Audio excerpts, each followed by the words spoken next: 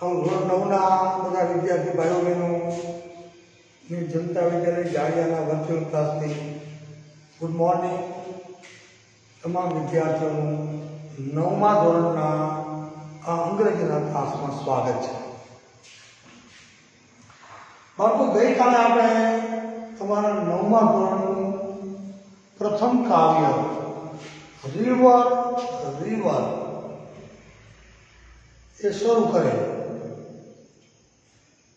એના મેં તમને શરૂઆતમાં ભૂમિકા બાંધી હતી કે રિવર રિવર તમારું જે કાવ્ય છે એ નદીના માધ્યમથી, નદીને માધ્યમ બનાવીને કવિએ જિંદગીના અલગ અલગ સ્ટેજીસ,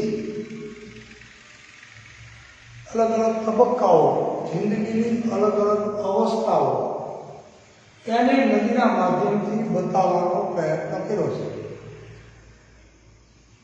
નદીની 4 અવસ્થાઓ આમાં બતાવેલી છે. 4 અવસ્થાઓ બતાવી છે. 4 અવસ્થાઓ કઈ કઈ છે એ હું તમને સાથે સાથે બતાવતો જઈશ. હું અંડરલાઈન કરાવતો નાખું. હું જે અંડરલાઈન કરું ત્યાં તમે તમારી નોટમાં અંડરલાઈન કરજો કે આટલી જગ્યાએ આપણે અંડરલાઈન કરવાની છે. એટલે આપણને ખ્યાલ આવે આ અને આ, પછી આ અને પછી આ, એક પ્રમાણે અહીંયા અંડરલાઈન કરવાની છે. બરોબર? પછી અહીંયા અંડરલાઈન કરો, અહીંયા અંડરલાઈન કરો. એક પ્રમાણે અહીંયા અંડરલાઈન કરો. બ્રિંગિંગ રિવર, ત્યાર પછી મોશન અને એની સામે ઓશન, ત્યાં અંડરલાઈન કરો. પછી અહીંયા ટાઈમ અને અહીંયા પ્રાઇમ, ત્યાં અંડરલાઈન કરો. પછી અહીંયા અંડરલાઈન કરો. ત્યાર પછી અહીંયા સાઉન્ડેડ અને અહીંયા રાઉન્ડેડ, ત્યાં અંડરલાઈન કરો. બરોબર? આટલી વસ્તુ ગઈકાલે મેં તમને જિંદગીના અલગ અલગ 4 કયા તબક્કાઓ છે જે કવિએ નદીના માધ્યમથી આપણને સમજાવવાનો પ્રયત્ન કર્યો છે. તો જે પહેલું સ્ટાન્જા છે બાળકો, સૌથી પહેલું, આની અંદર કવિએ શું સમજાવ્યું છે? આ જિંદગીની પહેલી અવસ્થા છે, એટલે કે ચાઇલ્ડહુડ. ચાઇલ્ડહુડ એટલે બચપણ, આપણી બાલ્યાવસ્થા. પછી બીજા કુલ 4 સ્ટાન્જા છે. આ stanza number 1, stanza number 2, stanza number 3 અને સ્ટાન્જા નંબર 4. 4 સ્ટાન્જામાં આ કાવ્ય છે. એમાં જે પહેલું સ્ટાન્જા નંબર 1 છે એની અંદર કવિએ નદી માટે વિશેષણ વાપર્યું છે. અહીં અંડરલાઈન એટલા માટે કરાવી કે પહેલા સ્ટાન્જામાં કવિએ નદી માટે કયું વિશેષણ વાપર્યું છે? તો કે little river. River river little river શબ્દ વાપર્યો છે. તો લિટલ એ નદી માટે વપરાયેલું વિશેષણ છે. બીજાની અંદર નદી માટે વિશેષણ વાપર્યું છે એ બદલાય છે. રિવર રિવર સ્વેલિંગ રિવર, બીજી વાર નદીને સ્વેલિંગ રિવર કીધી છે. ત્રીજા સ્ટાન્જામાં પાછું વિશેષણ બદલાય છે. એમાં કહે છે કે બ્રિંગિંગ રિવર, બ્રિંગિંગ. અને ચોથા સ્ટાન્જામાં પાછું વિશેષણ બદલાય છે. એમાં કહે છે, શું કહે છે? હેડલોંગ રિવર. લિટલ રિવર એટલે નાની નદી. પછી છે સ્વેલિંગ રિવર. સ્વેલિંગ રિવર એટલે કેવી નદી? ઉછળકૂદ કરતી, ઉછળતી નદી. ત્રીજા સ્થાનમાં બ્રિંગિંગ રિવર આવે છે. બ્રિંગિંગ રિવર એટલે શાંત નદી. અને છેલ્લે હેડલોંગ રિવર આવે છે એટલે ઉતાવળી નદી. નાની નદી, ત્યાર પછી ઉછળતી નદી, ત્યાર પછી ત્રીજા સ્થાનમાં શાંત નદી અને ચોથા સ્થાનમાં ઉતાવળી નદી. આ ચારે માટે કયા કયા નદી માટે વિશેષણ વાપર્યા છે એ યાદ રાખવાનું. Little river, swelling river, brimming river અને હેડલોંગ રિવર. તો પહેલા સ્થાન દ્વારા કવિ જીવનની જે નદીની પહેલી અવસ્થા છે, નદીની બાલ્યાવસ્થા બતાવે છે કે બાલ્યાવસ્થામાં નદી કેવી હોય. તો માણસનું જીવન પણ નદીની જેમ બાલ્યાવસ્થાથી શરૂ થાય છે. તો માણસની બાલ્યાવસ્થા બચપણ કેવું હોય એને નદી સાથે સરખાવેલું છે. પછી બીજા સ્થાનમાં આવો એટલે અહીંયા યુથ કયો શબ્દ આવે છે? યુથ. યુથ એટલે યૌવન. યૌવન એટલે યુવાન વય, યુવાની. માણસની જિંદગીનો પહેલો તબક્કો ચાઇલ્ડહુડ છે. બીજો તબક્કો યુથ એટલે યુવાન વય છે, યુવાની છે. એ નદીની શરૂઆતની નદીને જ્યાંથી નદી બને છે, નદીનું વહેણ શરૂ થાય છે એ એની બાલ્યાવસ્થા બતાવે છે. એમ આપણા જીવનની પણ શરૂઆત થાય કે આપણી બાલ્યાવસ્થા છે. એને કમ્પેર કરતો કવિ કરતા જાય નદીને માનવ જીવન સાથે. તો બીજી અવસ્થા છે એ યુવાન અવસ્થા છે. ત્રીજું સ્થાન અહીંયા છે એની અંદર આપણી પ્રૌઢા અવસ્થા, જ્યારે આપણી સમજણ બરોબર ખીલે છે, એને અંગ્રેજીમાં શું કહેવાય? તો કે એડલ્ટ એજ. હું એને લખું છું. એડલ્ટ એજ એટલે આપણી પ્રૌઢા અવસ્થા. પાકી સમજણ આપણામાં આવે છે, જવાબદારીથી આપણે વર્તતા શીખીએ છીએ અને એવા સમયે આપણી મનની નિર્મળતા અને નિર્દોષતા ધીમે ધીમે અદૃશ્ય થતી જાય છે. આની સરખામણીમાં બચપણમાં આપણે જે નિર્દોષાનું કરીએ એ પછી અહીંયા કરતો નથી, જવાબદારીઓ વહન કરવાની આવે છે. અને આ ચોથું સ્થાન એના માટે કયો શબ્દ વાપરીએ? Old age. ઓલ્ડ એજ એટલે વૃદ્ધાવસ્થા. બાલ્યાવસ્થા, યુવાની, પ્રૌઢાવસ્થા અને છેલ્લે વૃદ્ધાવસ્થા. આ માનવ જીવનનું છેલ્લું સ્ટેજ. એના માટે કયો શબ્દ વાપર્યો છે? હેડલોંગ રિવર.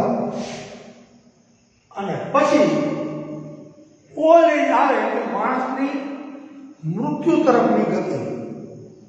જેવી રીતે અહીંથી બંધાયેલી નદી, જ્યાંથી નદીનો પ્રવાહ શરૂ થયો ત્યારે ધીમે ધીમે નદી વહે છે. ગતિ પણ ધીમી હોય છે. આનંદથી જેમ માણસ પોતાની બાલ્યાવસ્થા વિતાવે છે એ રીતે નદી પણ ધીમી ધારે વહે છે. પણ અહીંયા એની યુવાની આવે છે, ઉછળકૂદ કરે છે. એટલે કવિ કહે છે કે ઉછળતી નદી, સ્વેલિંગ રિવર. યુવાનીમાં આપણામાં થનગનાટ હોય છે, આપણામાં એક્સાઇટમેન્ટ હોય છે, આપણામાં સ્વપ્નને સાકાર કરવાની ભાવના જન્મે છે, દુનિયાની કરવટ બદલી નાખવી છે એવા ઉચ્ચ વિચારો આપણા હોય છે કે જિંદગીના મહત્વના સોપાન સર કરવા છે. એવી અવસ્થા યુવા અવસ્થા છે. પણ જ્યારે આ અવસ્થાએ પહોંચીએ છીએ, એડલ્ટ એજમાં પહોંચીએ છીએ, ત્યારે અન્ડરસ્ટેન્ડિંગ આપણામાં, મેચ્યોરિટી, પરિપક્વતા, સમજણ જે આપણી પાકી જાય છે. અને પછી આપણી વિચારવાની દિશા બદલાય છે. આપણે થોડા સ્થિર બનીએ છીએ, થોડા શાંત બનીએ છીએ, થોડા ગાંડા કાઢવાનું બંધ કરીએ છીએ. વાસ્તવિકતાનું ભાન થાય છે કે દુનિયાની કરવટે બદલાવો એમ ન બદલી શકાય. એના માટે ખૂબ મહેનત કરવી પડે. પહેલા આપણી જાતનો વિકાસ કરાય, પછી પરિવારની ચિંતા કરાય, પછી ગામની ચિંતા કરાય, પછી શહેરની ચિંતા કરાય, પછી વિશ્વની ચિંતા પણ કરાય. શરૂઆત આપણાથી કરાય. એવું વાસ્તવિકતાનું ભાન કલ્પનાની દુનિયામાં હવામાં ઉડવાનું નહીં, ધરતી ઉપર રહીને વિચારો, એવું જ્ઞાન, એવી સમજણ આ ઉંમરે પાકે. એટલે અહીંયા આપણો માણસ ગાંડા કાઢતો નથી. અહીંથી શરૂ થાય યાત્રા, પછી વૃદ્ધાવસ્થા તરફ ગતિ થાય. જેમ નદી છે એ અહીંથી ઉપડે, આ એનું બચપણ, આ એની વૃદ્ધાવસ્થા, છેલ્લે મોટા ભાગની નદીઓ છે સમુદ્રની અંદર વિલીન થઈ જાય, સમુદ્રને મળી જાય. જેવી રીતે માણસનું મૃત્યુ થાય અને માણસનો આત્મા છે પરમાત્મામાં વિલીન થઈ જાય, એમ અહીંથી ઉપડેલી નદી, બચપણથી શરૂ થયેલી યાત્રા, નદીની યાત્રા સમુદ્રમાં સમાપ્ત થઈ જાય. એમ માણસની ચાઇલ્ડહુડથી શરૂ થયેલી યાત્રા, મૃત્યુ થાય માણસનું, અંતિમ શ્વાસ માણસ લે ત્યારે માણસનો આત્મા છે એ પરમાત્મામાં ભળી જાય. આવી સુંદર મજાની વાત એક નદીના માધ્યમથી કવિ આપણને સમજાવવાનો પ્રયત્ન કર્યો છે. હવે આપણે એક કાંજાને ગાતા જઈએ અને સમજતા જઈએ એટલે તમને ખ્યાલ આવે ઘરે બેઠા કે કવિતાનો શું અર્થ છે, કવિતાનો શું સાર છે. બાળકો, પહેલું કાંજા છે રીવર રીવર. તમે તમારી ચોપડીમાં જોજો, પાઠ્યપુસ્તકમાં ખાસ તમે ધ્યાન રાખજો, પેજ નંબર 118, 118 પાના ઉપર. રીવર રીવર, નદી નદી, રીવર રીવર એટલે નદી નદી. કેવી નદી? લિટલ રીવર, નાની નદી. Bright you sparkle on your way, river, river, little river, bright you sparkle on your way, bright you sparkle on your way. નદી નદી, નાની નદી, ચમકતી નદી, ચમકતી નદી, ચમકારા મારતી નદી ધીમે ધીમે એના રસ્તા ઉપર આગળ વધે છે. Over the yellow pebbles dancing, through the flowers and foliage glancing. કેવી નદીની બાલ્યાવસ્થા કેવી છે? તો નદી નાની છે. બાલ્યાવસ્થામાં આપણે પણ નાના હોઈએ છીએ ત્યારે આપણામાં ચમકૃતિ બહુ હોય છે. જેમ નદીમાં છે ચમકારા મારતી નદી, બ્રાઇટ રિવરને સ્પાર્કલ શબ્દ વાપર્યો છે અહીંયા. બ્રાઇટ એટલે ચમકારા મારતી, ચમકતી, જેની ચાલ ચમકતી છે એવો અર્થ આપણે કરવાનો. કવિને તો બધી છૂટ હોય, આપણે એનો અર્થ કાઢી લેવાનો. એવી નદી, નિર્દોષ અને નિર્દંભ વહેતી નદી. Bright you sparkle on your way. પછી કે over the yellow peoples dancing. Peoples એટલે નાના નાના કાંચિકા જેને આપણે કહીએ, ચળકતા પથ્થર. ચળકતા પથ્થરની ઉપર જાણે કે નાચતી નાચતી નદી વહે છે. ચમકારા મારતી પીળા પથ્થરની ઉપર નૃત્ય કરતી. Through the flowers and foliage glancing. Glancing એટલે જ્યોતિ. શું જ્યોતિ? તો કે ફૂલ અને ઝાડી ઝાકરાની જ્યોતિ જ્યોતિ પીળા પથ્થરો ઉપર નૃત્ય કરતી કરતી ચમકારા મારતી નાની નદી હાલી જાય છે. કેવી રીતે હાલી જાય છે? like a child at play. જાણે કે નાનું બાળક મોજથી રમતું હોય, એની મસ્તીમાં રમતું હોય, કોઈની ફિકર કર્યા વગર રમતું હોય. નાનું બાળક હોય, નાનું બાળક. તમે નાના બાળક છો અત્યારે, હજી તમારા કરતા જરાક નાના બાળક હોય, એટલે દુનિયાની કોઈ ફિકર ન હોય, કોઈ ચિંતા ન હોય, એને રાજકારણ સાથે લેવા દેવા નહીં, ઈર્ષા સાથે લેવા દેવા નહીં, કપટ સાથે લેવા દેવા નહીં, માત્ર નિર્દોષ અને નિર્દમ આનંદ જ કરવાનો, એવી અવસ્થા એટલે આપણું બચપણ. તો આ નદીની એવી અવસ્થા બતાવેલી છે, નાચે છે, કૂદે છે અને આનંદ કરતી અવસ્થા એ નદીની બતાવેલી છે. અને એટલા માટે એને ચાઇલ્ડહુડ એટલે બાળક બચપણ સાથે સરખાવેલી છે. આ નદીની અવસ્થા કેવી લાગે છે? તો જાણે કે કોઈ બાળક રમતું હોય મસ્તીથી, આનંદથી, એવી નદીની અવસ્થા બતાવેલી છે. આ નદીનો પહેલો તબક્કો. તો માનવ જીવનનો પણ આ પહેલો તબક્કો, પહેલી અવસ્થા. અહીંથી માણસના જીવનની શરૂઆત થાય છે. કોઈ પાપી જેવું માણસનું નિર્મળ મન હોય છે, ચિત્ત હોય છે. ઈર્ષા, કપટ, રાગ, દ્વેષ, ક્રોધ બધાથી ઉપર એવું કાંઈ ન હોય, એટલે કોઈ પાટી જેવી અવસ્થા, નિર્દોષ, ઇનોસન્ટ અને ક્યુરિયોસિટી, જિજ્ઞાસાથી ભરપૂર અવસ્થા, જીવવા જેવી, સાચી માણવા જેવી અવસ્થા, જે અત્યારે કદાચ તમે માણી રહ્યા છો. 9મા ધોરણમાં છો એટલે તમે નાના જ કહેવાય. આ તમારી અવસ્થા છે અત્યારે. અને આ બચપણને માણવું, પહેલી અવસ્થા. હવે હું ગાઉં છું, તમે મારી સાથે ગાજો. River, river, little river, bright you sparkle on your way,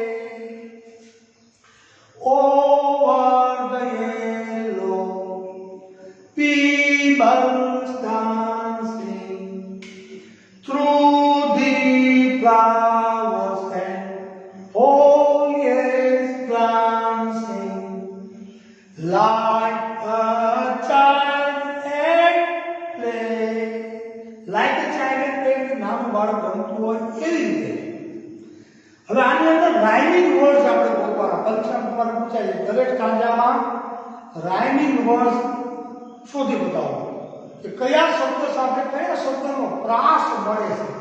તો પહેલા કાંજામાં વિચારો તો ડાન્સિંગ નો પ્રાસ કોની સાથે મળે છે? આમાં રાઇમિંગ વર્ડ કયા કહેવાય? ડાન્સિંગ અને ગ્લાન્સિંગ. બીજો કયા શબ્દનો પ્રાસ મળે છે? તો કે વે અને પ્લે. વે અને પ્લે, ડાન્સિંગ અને ગ્લાન્સિંગ એને રાઇમિંગ વર્ડ્સ કહેવાય, જેના અંત્યાનુપ્રાસ આપણને જોઈ શકીએ છીએ, મળે છે. આ છે નદીની બાલ્યાવસ્થા અને મનુષ્ય જીવનની પણ બાલ્યાવસ્થા. સુંદર મજાની માણવા જેવી નિર્દમ અને નિર્દોષ અવસ્થા. પછી આ બીજા સ્ટાન્જામાં આગળ વધીએ છીએ અને બીજા સ્ટાન્જાને પણ સમજવાનો પ્રયત્ન કરીએ છીએ. બીજું સ્ટાન્જા એ શું દર્શાવે છે? તો કે યુવાન વય, યુથ. આપણે યુવાનીમાં પ્રવેશ કરીએ બચપણ પછી. યુવાનીની પાંખ ફૂટે એટલે આપણામાં એક્સાઇટમેન્ટ આવે, આપણામાં એક પ્રકારનો ઉન્માદ આવે, કંઈક કરી છૂટવાની તમન્ના, burning desire to do something special in life, to do something exceptional in life. We always want to be better than others. કાંઈક બદલાવ જીવનમાં લાવવાનો થનગનાટ વાળો સમય એટલે યુવાની. મોજ કરવાનો, જિંદગીને માણવાનો. નિર્દોષતા પછીનો બીજો તબક્કો જીવનનો. એમ આપણા મનુષ્ય જીવનનો બીજો તબક્કો યુવાની છે. નદીની પણ યુવાની. હવે આ નદીની યુવાન અવસ્થા છે. આ નદી ધીમે ધીમે મોજ કરતી કરતી પાંદડા ઉપર, ફૂલો ઉપર, પથ્થરો ઉપર ખડખડ ધીમે ધીમે વહેતી વહે છે. એની નિર્દોષ અવસ્થા છે, શરૂઆતની અવસ્થા છે. પણ બીજા તબક્કામાં, બીજા સ્ટાન્જામાં એનો પટ ફેલાય છે અને પછી જાણે કે નદીને યુવાની આવે છે. પછી એની અવસ્થા કેવી છે? river, અહીંયા કેવી રીતે હતી? Little river. હવે અહીંયા river,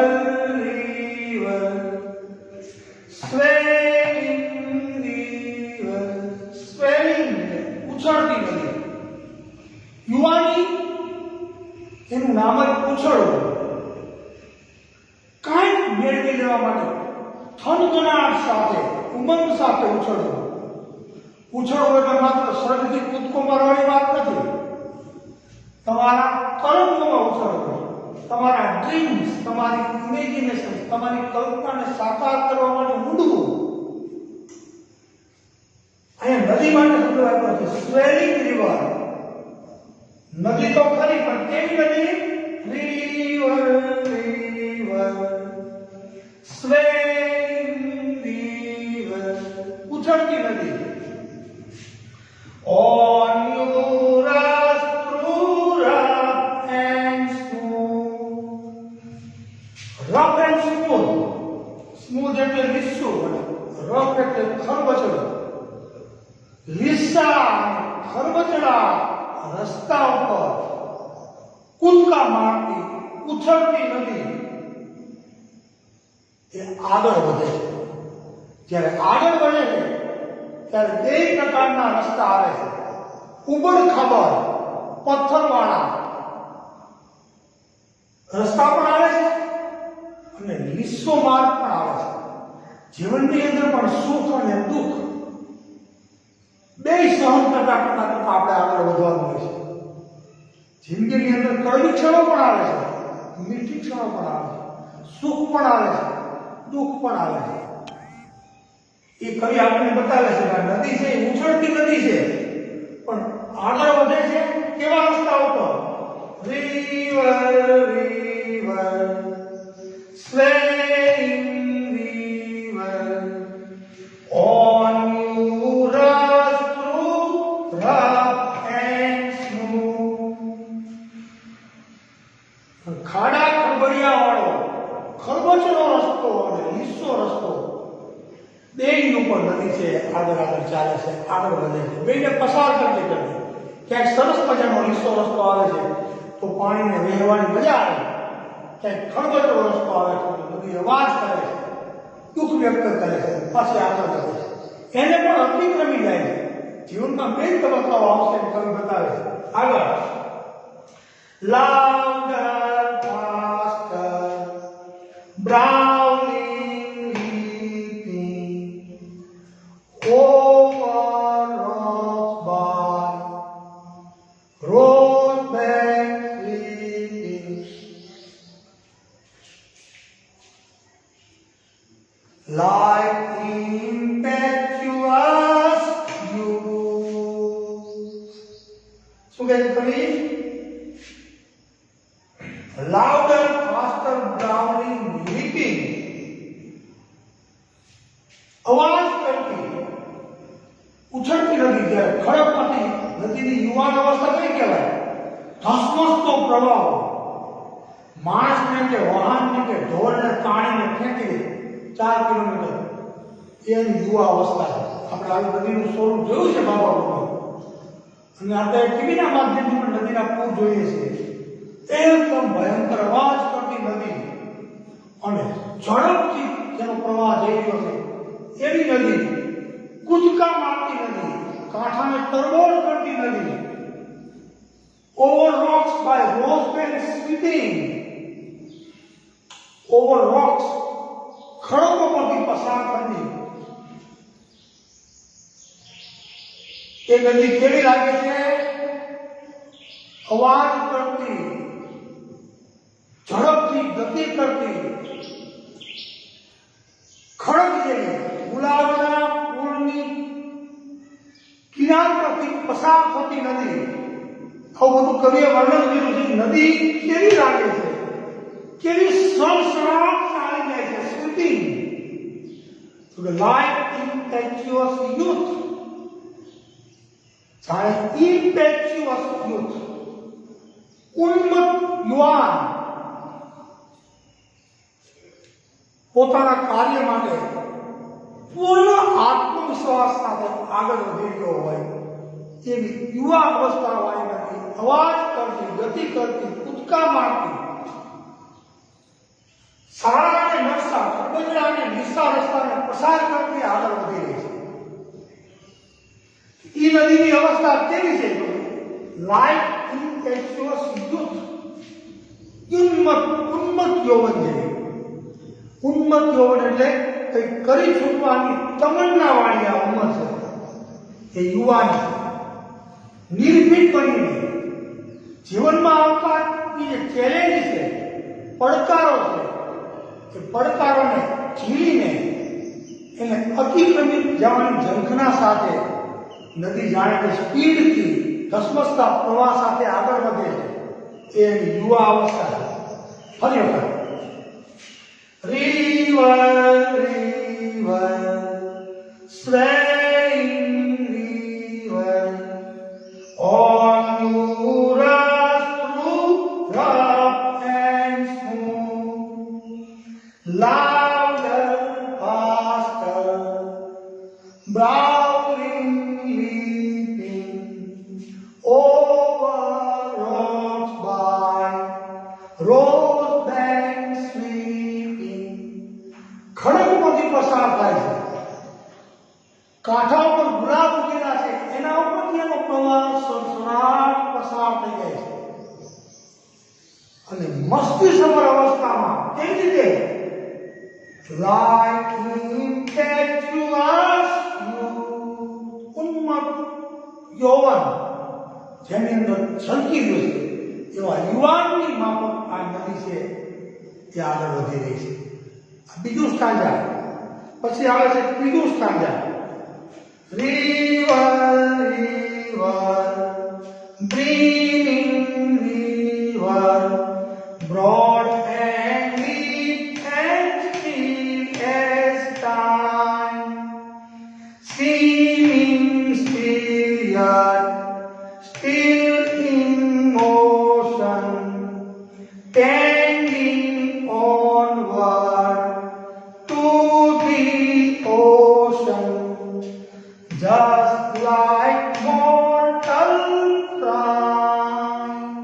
જીવનની ત્રીજી અવસ્થા પ્રૌઢાવસ્થા, પરિપક્વતાવાળી અવસ્થા, જ્યારે તમારા જીવનમાં ખરેખર you live with understanding, you live with responsibility.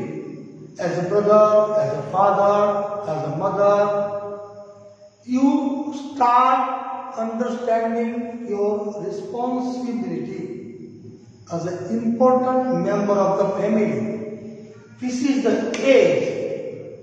આ એક એવી ઉંમર છે જ્યારે તમે સમજદારીપૂર્વક, જવાબદારીપૂર્વક સમજતા થાવ છો, જીવતા શીખો છો, તમારી જવાબદારી તમે ફીલ કરો છો કે મારે આટલું કરવાની મારી જવાબદારી છે. તમારી સમજણ, તમારું જ્ઞાન, નોલેજ એ પરિપક્વ થાય છે. ફિઝિકલી, મેન્ટલી, સ્પિરિચ્યુઅલી, એટલે આધ્યાત્મિક રીતે, સામાજિક રીતે, શારીરિક રીતે, વૈચારિક રીતે તમે જ્યારે પરિપક્વ બનો છો એવી ઉંમર છે આ. પછી માણસ યુવાનની જેમ ગાંડા કાઢવાનું બંધ કરે.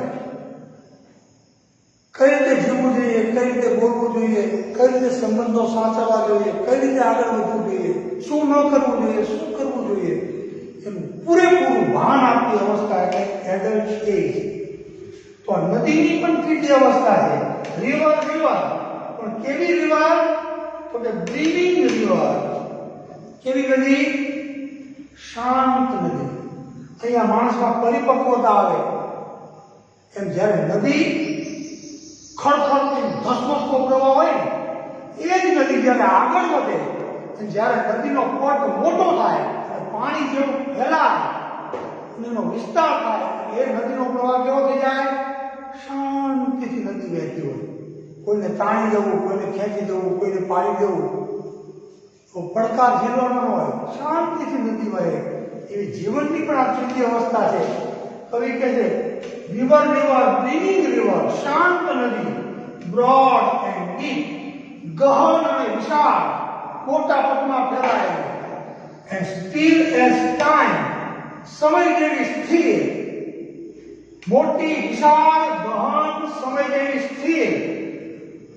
સ્થિર લાગે છે તમને, સમય જેવી નદી સ્થિર લાગે છે મોટા પટમાં, પણ ખરેખર નદી ક્યારે સ્થિર હોતી નથી. એનો પ્રવાહ અંદર જો તો પ્રવાહ એનો ગતિમાન હોય છે, ઉપરથી સ્થિર દેખાય છતાં એનો પ્રવાહ ગતિમાન હોય છે. આ અવસ્થામાં આપણે પણ ઘણી બધી જવાબદારીઓમાંથી પસાર થતા હોઈએ. ઉપરથી માણસ આપણને જોવા તો એમ લાગે કે આ માણસ શાંત છે, પણ અંદર ઘણા બધા અશાંતિના વાદળો ઘેરાયેલા હોય એને આપણે વહન કરતા હોઈએ, અને છતાં ધીમી ધારે આપણે જીવનમાં આગળ વધતા હોઈએ કડવા ઘૂંટડા પીને. એવી આ બધીની અવસ્થા છે. River living river, broad and deep and steel as time. સમયની જેમ ગહન, સમયની જેમ વિશાળ, છતાંય સ્ટીલિંગ સ્ટીલ જેમ સ્ટીલ ઇન મોશન. મોશન એટલે ગતિ. તમને લાગે સ્થિર, છતાંય નદી ગતિમાં હોય છે. સ્થિર છતાં ગતિમાં, એવી આ નદીની અવસ્થા. Tending onward to the ocean. ક્યાં આગળ વધે છે? સમુદ્ર તરફ આગળ વધે છે. શાંત દેખાતી મોટી વિશાળ નદી, સમય જેવી સ્થિર દેખાય પણ છતાંય ગતિમાં હોય એવી નદી ધીમે ધીમે સમુદ્ર તરફ આગળ વધે છે. એને કોની સાથે સરખાવ્યું છે? Just like mortal time. જાણે કે નદીના જીવનની આ શ્રેષ્ઠ અવસ્થા હોય, નદીના જીવનનો શ્રેષ્ઠ સમય હોય. મોર્ટલ ટાઈમ એટલે શ્રેષ્ઠ સમય. એના જીવનના શ્રેષ્ઠ સમયમાંથી નદી પસાર થઈ રહી હોય, સમજણવાળા સમયમાંથી પસાર થઈ રહી હોય, એવી રીતે નદી અને વ્યક્તિ બે વર્તે છે. આની અંદર પ્રાસ પડે એવા શબ્દો જો આપણે જોઈએ તો મોશન, એની સામે પ્રાસન મળે છે તો ઓશન. પેલો પછી આ ટાઈમ, તો ટાઈમ નો પ્રાસ કોની સાથે મળે છે? રાઇટિંગ વર્ડ, ટાઈમ અને ટાઈમ. અને મોશન અને ઓશન. એમાં આ સ્ટાન્જાની અંદર તમે જુઓ તો લીપિંગ એનો પ્રાસ કોની સાથે મળે છે? તો કે સ્વીપિંગ. અને સ્મૂથ એનો પ્રાસ મળે છે યુથ સાથે. અને હવે છેલ્લો સ્ટાન્જા સમજી લઈએ, સ્ટાન્જા નંબર 4, જે માણસની વૃદ્ધાવસ્થા છે. અહીંથી માણસ થોડોક નમે છે અને મૃત્યુ તરફની ગતિ માણસને પજવે છે કે હવે ધીમે ધીમે ધીમે આપણે મૃત્યુ તરફ જઈ ગયા છે. માણસના અંગો ધીમે ધીમે કામ કરતા બંધ થાય. પગ છે, આંખ છે, કાન છે, અંગો સહકાર આપતા બંધ થાય. અને પછી માણસને ધીમે ધીમે ધીમે ડર લાગે કે હવે I am going towards the death, last time of my life. એવી અવસ્થા નદીના માધ્યમથી કવિએ કેવી સરસ બતાવી છે. રિવર રિવર, કેવી નદી? હેડલોંગ રિવર, ઉતાવળી નદી. શેના માટે ઉતાવળી? સમુદ્રને મળવા માટે ઉતાવળી. બસ હવે મારે સમુદ્રમાં સમાઈ જવાનું છે. બચપણ માણી લીધું, યુવાની માણી લીધી, જવાબદારીઓ વહન કરી લીધી, હવે મૃત્યુ તરફની ગતિ આવી છે. એટલે સમુદ્રને મળવા માટે જાણે કે નદી બેચેન બને છે. River river, headlong river, down you take into the sea. તો આટલા ભાગને સમજીએ. રિવર રિવર, કેવી? હેડલોંગ રિવર, ઉતાવળી નદી. Down you take into the C. સમુદ્રની અંદર મળવા માટે જાણે કે નદી એ ઉતાવળી થઈ છે, સમુદ્રમાં સમાઈ જવા માટે ગતિ કરે છે. નદીને કહે છે તું હવે, નદીને કહે છે કે તું હવે સમુદ્રમાં સમાઈ જવા માટે ગતિ કરે છે. See that line has never sounded. See that line has never rounded. સમુદ્રની બે અવસ્થા બતાવી છે. એક તો કહે છે કે એવો સમુદ્ર કે જે અમાપ છે, ગહન છે, જેની ઊંડાઈને માપી શકાતી નથી, એવો સમુદ્ર. See that line hath never rounded. બીજી અવસ્થા છે અગાધ છે, અમાપ છે, અને સેલ શબ્દ વાપર્યો છે. કરતો સતત પરિવર્તનશીલ એવો આ સમુદ્ર છે. એ કોના જેવો છે? લાઈક ઇટર્નિટી, શાશ્વત અનંત યાત્રા સરસ.